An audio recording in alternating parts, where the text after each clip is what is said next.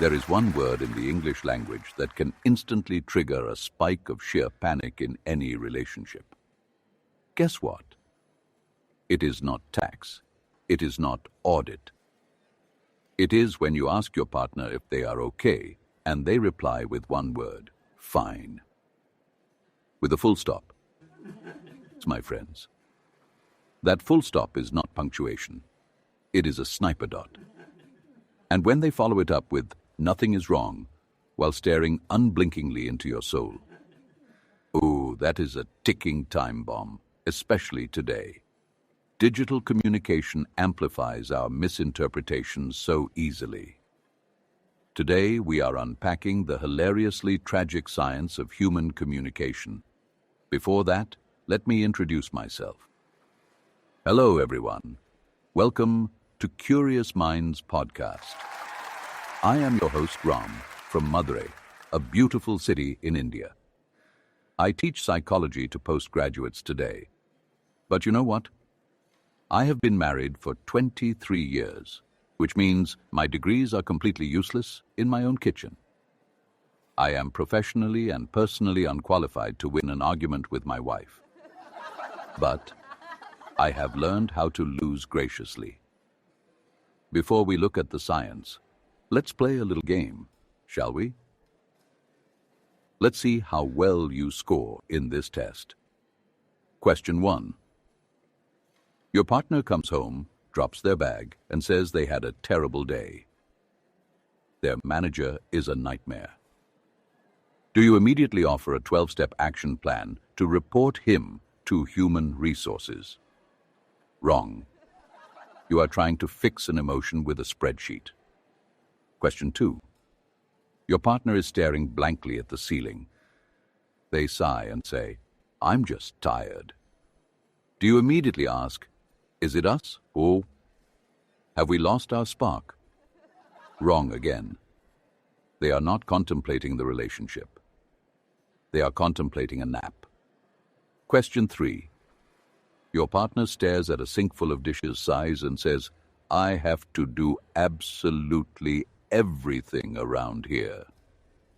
Do you pull up a chore chart and say, actually, I did the dishes on Tuesday and it is yours today?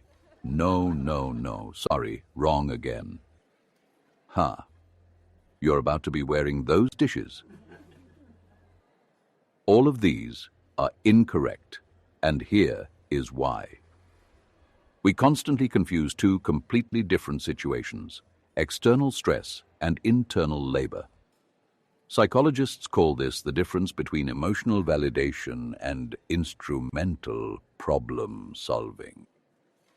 In any given conversation, human beings default to one of two roles. We either play the mechanic, rushing in with tools to fix the engine, or we play the mediator, trying to hold space and validate the emotion. It is not about gender. It is about how our specific brains are wired to handle stress. The problem?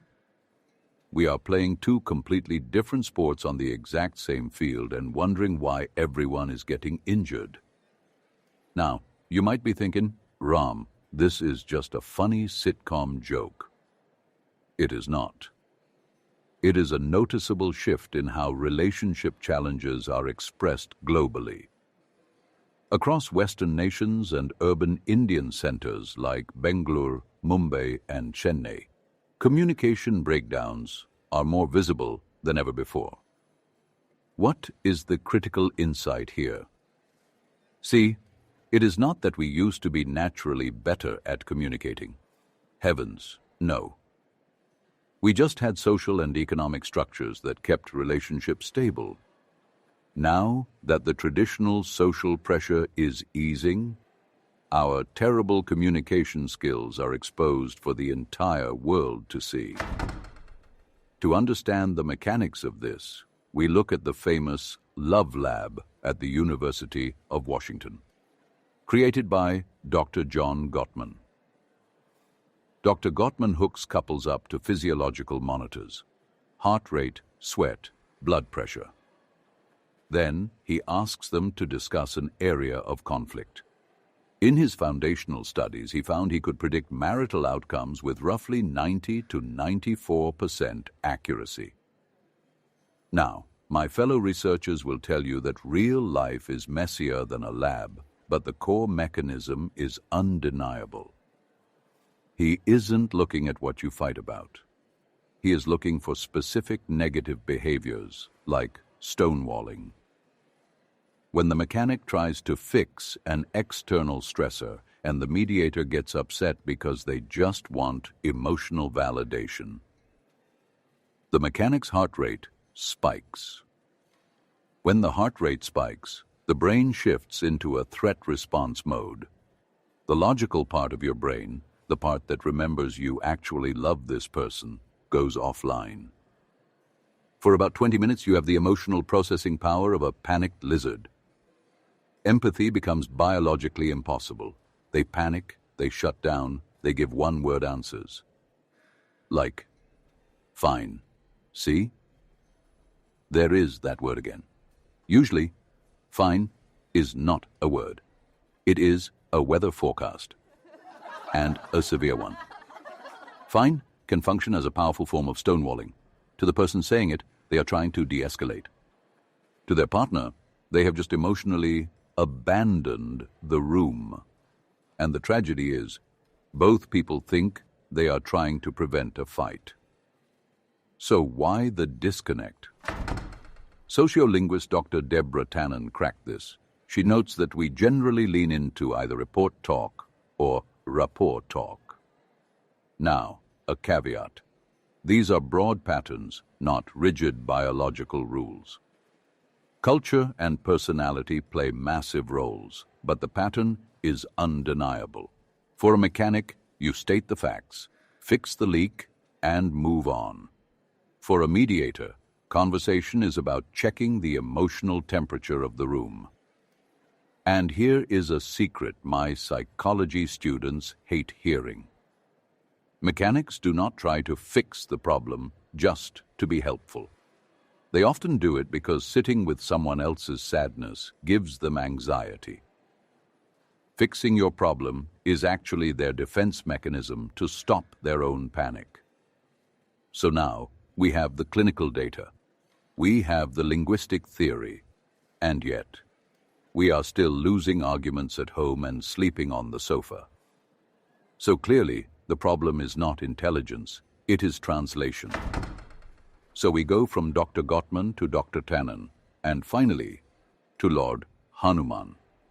Okay, Hanuman is not a clinical psychologist, but he gives us one of the greatest cultural illustrations of empathetic communication in human history.